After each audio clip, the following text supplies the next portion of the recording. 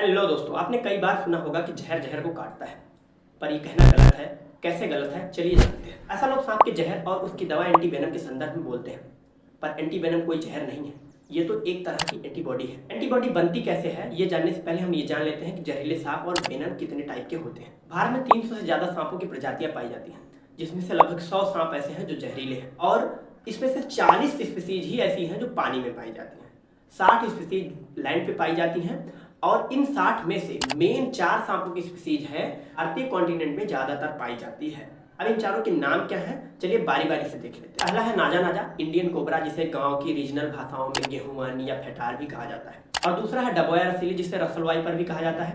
और तीसरा है बेंगारस सिरुलियस, जिसे कॉमन करैत भी कहा जाता है। और चौथा है इकिस कैरिनेटस, जिसे वाइपर कहा जाता है। इन सांपों के पास 2 तरह का वेनम पाया जाता है, एक न्यूरोटॉक्सिक वेनम और दूसरा हीमोटॉक्सिक वेनम।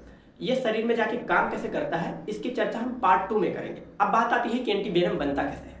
हम पहले ही जान चुके कि एंटीवेनम एक तरह की एंटीबॉडी है जो किसी के भी शरीर में बन सकती है, इंसानों के भी शरीर में बन सकती है, पर ज्यादातर ये घोड़ों और भेड़ों के शरीर में बनवाया जाता है। एक्सपर्ट्स वेनम की कैलकुलेटेड मात्रा एनिमल को उसके वजन और इम्यूनिटी को ध्यान में रखकर इंजेक्ट करते हैं। शरीर में वेनम के खिलाफ एंटीबॉडी बनना शुरू हो जाती है। धीरे धीरे इस मात्रा को बढ़ाया जाता है। एक निश्चित समय के बाद एनिमल के शरीर में पर्याप्त मात्रा में एंटीबॉडीज बन जाती है और उनके ब्लड को हम बाहर निकाल लेते हैं। ब्लड हवा में आते ही क्लॉट यानी थक्का बनाने लगता है। क्लॉट को छान कर अलग किया जाता है और बचा हुआ सीरम ही एंटीवेनम बनाने के काम आता है। इसी सीरम के अंदर एंटीबॉडीज होती हैं जो जहर के खिलाफ काम करती हैं। अगर आपको वीडियो से वैल्यू मिली हो तो लाइक कीजिए, शेयर कीजिए, सब्सक्राइब कीजिए या फिर फॉलो कर लीजिए।